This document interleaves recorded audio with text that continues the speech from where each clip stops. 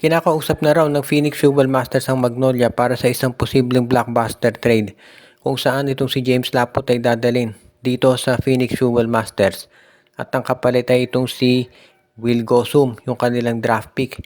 Mukhang kaya daw hindi pa naglalaro itong si Gosum dito sa Phoenix Fuel Masters ay gusto raw ma-trade dito sa Magnolia at mukhang ganyan nga mangyayari. Ibibigay na raw ng Magnolia Hotshots itong si James Laput para dito kay Will Gosum. At kung ganyan ang magiging sitwasyon, sa tingin ko fair trade naman yan. Pareho itong mahusay na players at sigurado na magiging asset yan sa Phoenix at sa Magnolia. Si Will Gosum ay naging most valuable player dito sa NCAA at nakita na natin yung potential nito para maging isang solid big man para dito sa Magnolia. Kaya nga ito talaga yung gusto makuha nitong si LA Tenorio. Kung sakasakali na itong si Will Gosum ay i-trade nila, okay lang kung si James Laput ang kapalit. Dahil nakikita naman natin na magiging isa itong si Gosum dito sa mga inaasahan at talagang masasabi natin na magiging dependable na mga big man nitong si Coach LA Tenorio. Dahil kumpara doon sa mga hindi nakakapanood sa laro ni Gosum, ito isang very solid na scorer, rebounder at defender.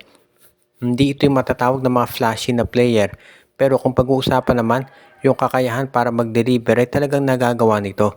Kaya naman kung matatawag natin na pwedeng pang-suporta dito kay Xavier Lucero at kay Yuki Andrada at sa iba pang players ng Magnolia, sigurado na magagawa yan nitong si Will Gosum at yan ang dahilan kung bakit siya pinag-iinteresan ngayon ng Hotshots. Ngayon, ito naman si James Laput, maganda rin ang mag-itutulong niya sa Phoenix dahil magkakaroon sila ng isang big man na pwedeng mag-complement dito kay Kai Balungay, pati na rin dito kay Jason Perkins. Kaya ito isang masasabi natin na fair trade talaga at sigurado makikinabang pareho. Samantala naman ang TNT tropang 5G raw hindi pa sumusuko dito sa subok nila na pag-acquire kay Christian Stan Hardinger. Dahil itong si Stan Hardinger daw ay kahit na retirado, maraming nakagsasabi na maganda pa rin ang kondisyon nito at pwede pang maglaro dito sa PBA. Kung nyo maalala, ito si Kelly Williams, nag-retire na rin yan. Nausap lang ni Coach Chot Reyes na bumalik at maglaro. Yun nga, bumalik. Nakita naman natin, ang galing pa rin ni Kelly para dito sa TNT. So itong si Christian Stan Hardinger, sigurado na ganyan din ang magiging sitwasyon. Magiging mahusay na player pa rin to para dito sa kupunan ng Magnolia Hotshots or ng TNT tropang 5G pag doon siya napunta. Kaya naman sa tingin ko talaga magiging mas bagay ito para dito sa tropa, lalo na naghahanap sila ng isang player na pwede talagang umistop kay Junmar.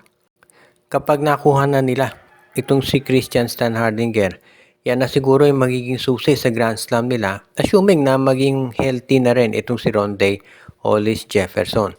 Kaya nga kung ito'y matutuloy, talaga masasabi natin na isa na to dito sa magiging very, sabihin natin, alarming kung ikaw ang SMC at matutuwa naman yung mga fans ng MVP group, lalo na kung matuloy yan. Pero syempre, ang magiging, sabihin na natin mahirap dito, yung rights ni Stan Hardinger kasi nandito sa Terra Firma Jeep. At alam naman natin na ang Terra Firma ay hawak ng SMC.